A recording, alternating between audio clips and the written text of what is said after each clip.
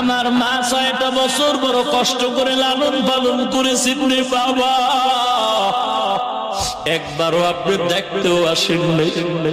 আমার মা আমাকে লালন পালন করতে গিয়ে দুধ দিতে পারে নাই। আমার মুখে দুধ না দিতে পারিয়া বা পাগলনির মতো একবার সফা পাহাড়ে দৌড়ায়, একবার মারোয়া পাহাড়ে দৌড়ায়। আমার মা পাগলনির মতো একবার যায় মায়ের জিব্বা আমার মুখে ঢুকায় দিছে, দেখে পানিও জিব্বায় নাই। এত কষ্ট করে আমার মা আমাকে লালন পালন করেছে রে বাবা। আমার মা তো জানেন আপনি আমাকে জবাই করার জন্য নিয়ে বলেন নাই, কোনো আফসোস নাই।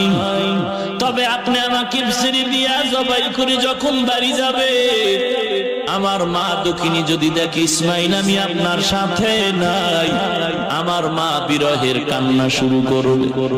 আমার মা কান্না করলে আপনি ধমক দিবেন না, আমার সালাম দিবেন আর বলবেন জান্নাতের ময়দানে হাসরের দিন মোলাকাত হয়ে যাবে। আব্বা জান আমাকে জবাই করার আগে আমার হাতে পায়ে রশি লাগায় বাঁধে, কারণ জবাই করার সময় যদি হাতে পায়ের নাড়াচাড়া আপনার শরীরে লাগে বেয়াদবি হবে, আল্লাহ বেজার। আপনার 14টা রুমাল দিয়া বাঁধেন, কারণ জবাইয়ের সময় যদি সন্তানের দিকে মায়ার নজর পড়ে জবাই করতে পারবেন। কেমন সন্তান আর কেমন বাপ।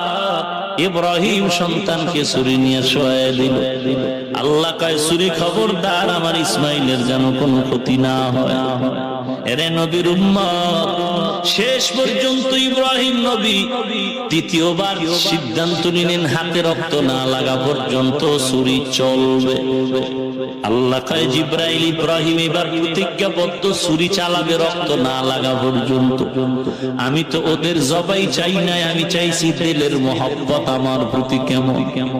ইসমাইলের মহব্বতে কি ইব্রাহিম আমারে ভুলিয়া যায়, নাকি আমি আল্লাহর মহব্বতের প্রাধান্য দেয়? ইব্রাহিম এখন অর্ডার করেছে রক্ত না লাগা পর্যন্ত সন্তানের ছাড়বে না। জলদি করে জান্নাত থেকে দুম্বা নিয়ে যাও, ইসমাইলের সরাই ইব্রাহিমের শরীর নিচে দুম্বা দিয়া দাও। এরে নবীর উম্মতের দল, জিবরাইল আমিন দুম্বা দিয়া দিল, রক্ত হাতে লাগলো। ইব্রাহিম শুকর আদায় করে এবার চোখটা খুলে দেখে ইসমাইল দাঁড়ানো। ইব্রাহিম আশ্চর্য হয়ে গেলেন, তাকায় দেখে একটা অপরিচিত জানোয়ার জবাই হয়ে গেল। আবার ডাকলেন, বাবা আয় আয়, আল্লাহ বুঝি বেজার হয়ে গেছে, আর একবার ছুরির নিচে শুয়া পড়। এবার ডাইরেক্ট আমার আল্লাহ নাজিল করে বলেন, ও ইব্রাহিম, ওয়ানাদাইনাহু আইয়া ইব্রাহিম কদ সাদ্দাকতার রুইয়া ইন্না কাযালিকা নাজজিল মুহসিনিন। ওরে ইব্রাহিম আর লাগবে না, পরীক্ষায় তুমি পাশ করেছো। আমি আল্লাহ ধৈর্যের পরীক্ষা নিলাম, তুমি পাশ করেছো। তাড়াতাড়ি বাড়ি যাও, হাজরার কোলে সন্তানের ফিরিয়ে দাও। ওয়াফাদাইনাহু বিযিবহিন আযীম। ইব্রাহিম তোমার বিবির থেকে বলছো দাওয়াতে যাই, এখন হাদিয়া না নিলে কেমন হয়? আমি মাওলার পক্ষ থেকে এই দুম্বার গোশত হাদিয়া হাজরার কাছে পৌঁছায়া দাও। ধৈর্য। এরে যুবক ও পর্দার রানের মা ও বৃদ্ধ বাবাজি, আজকে কতই না মন্তব্য জিহ্বায় আসে আর বলে ফেলো। আল্লাহর শপথে এই টুপিদারির কারণে আজকে না খাইয়া মরি না, সম্মান কমে নাই। এরে আল্লাহর বান্দা, পায়ে হাত রেখে বলছি, এ যুবক, মনটা কি চায় না একজন কোরআনের মহব্বতের বান্দা হয়ে যাবা? স্কুলেও পড়া বন্ধ হবে না, কলেজেও পড়া বন্ধ হবে না। তোমার মতো যুবক স্কুল কলেজে পড়ে, নামাজ ছাড়ে না, দাড়িটা লম্বা। তোমার মতো যুবক আছে এক ওয়াক্ত নামাজও বাদ দেয় না। তুমি কেন পারবা না? তোমার মতো যুবক র্যাব আর্মি পুলিশ বিডিআর আছে না নাই, নামাজ পড়ে নাই নাই। তুমি কেন পারবা না? তোমার মতো যুবক কোটি টাকার মালিক, 1 টাকাও হারাম খায় না, চাকরি করে 1 টাকাও ঘুষ খায় না। তুমি কেন পারবা না রে বাবা? আসলে বুঝি কপালটা পুড়ে গেল, তওবা না করা পর্যন্ত আর কপাল খুলবে না রে বাবা।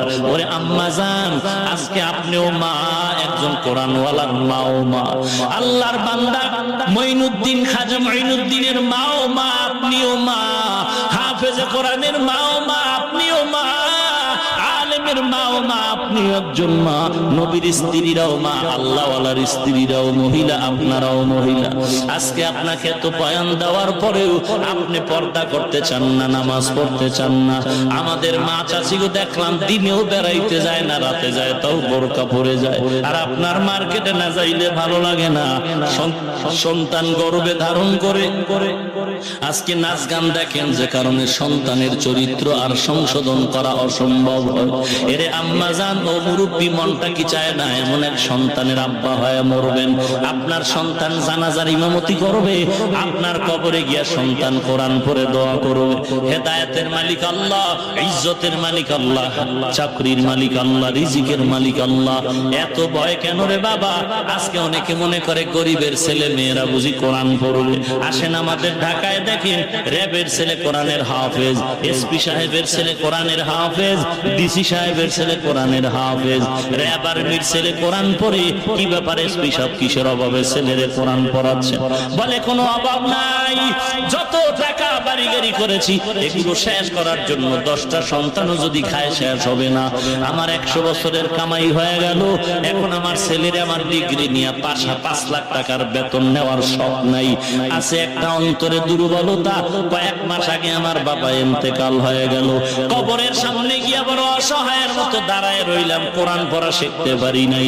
বাইরের ছাত্র দিয়া দোয়া করাইলাম, ওরা তো আর কান্নাকাটি করবে না, যেই কান্না আমি সন্তানের চোখে আসবে।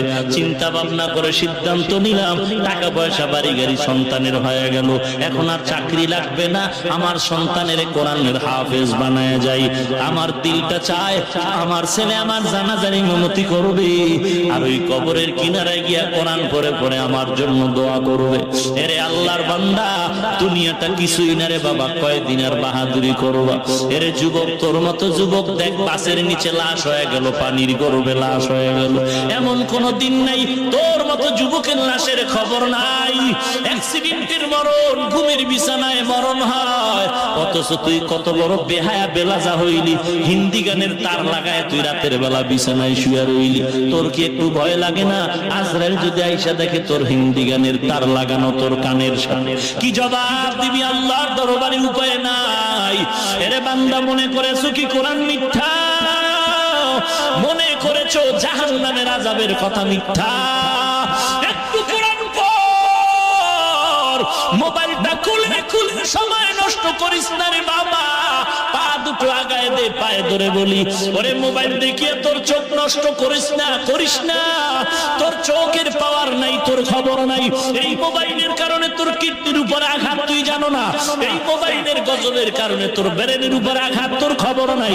এই মোবাইলের কারণে তোর চরিত্র ধ্বংস হয়ে গেল, তোর খবর নাই। আয়নার সামনে তাকায় দেখ, তোর চেহারার মধ্যে কোনো বরকতের ছাপ নাই। এই মোবাইলের গজব আরামের ঘুম হারাম করে সারা রাত মোবাইল নিয়ে সময়টারে নষ্ট করলি। এরে যুবক, তোর চরিত্র শেষ, তোর লেখাপড়া ধ্বংস হয়ে গেল মোবাইলের কারণে। নকল ছাড়া পাস করতে পারো না।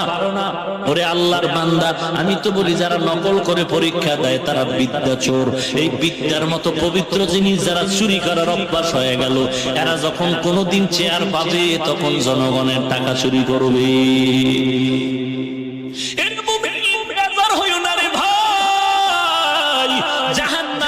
বাঁচাবার জন্য বলি, এরে আজকে দিনের বেলা সূর্যের গরম, রাতের বেলা সূর্য আছে নাকি? নাই নাই। এরপরে এত কেন গরম? বিজ্ঞানীরা বলে দুনিয়ার জমিন থেকে 13 লক্ষ গুণ বড় সূর্য, 9,30,00,000 মাইল দূরে সূর্য, কিন্তু দিনের বেলা ছিল, রাতে নাই। এরপরে এত গরম কেন, এত ঘাম কেন? এত ঘাম, বাতাসেও ঠান্ডা হচ্ছে না। অথচ আল্লাহর নবী বলেন এই সূর্য হাসরের ময়দানে মাথার উপরে চলে আসবে। সূর্যের এমন তাপ শুরু হয়ে যাবে, হাসরের ময়দানটা আল্লাহ পাকের ওয়াদারে সূর্যের তাপে তামা হয়ে যাবে। বেঈমান গুনাহগারের মাথার মগজগুলো টাস টাস করে ফেটে যাবে। এরে নবীর উম্মতের দল, সমস্ত নবীরা নাফসি নাফসি বলে কান্না শুরু করবে। তুমি আজকে মনে করতেছ আমি নামাজ না পড়লে কি হবে? পীর বাবা আমারে নাজাত দিবে। নবীদের থেকে দামি কেউ নাই। নবীরা যদি নাফসি নাফসি বলে কাঁদে, তোমার পীরের আমার পীরের উপায়টা কি হবে? এরে নবীর উম্মতের দল, মাঝে মাঝে আল্লাহ মানুষ বিশ্বাস করে না, এই জন্য আল্লাহ মাঝে মাঝে দেখায় দেয়। কত কবরে আগুন দেখা যায়, কত কবরে সব বিচ্ছু ধোঁয়া দেখা যায়।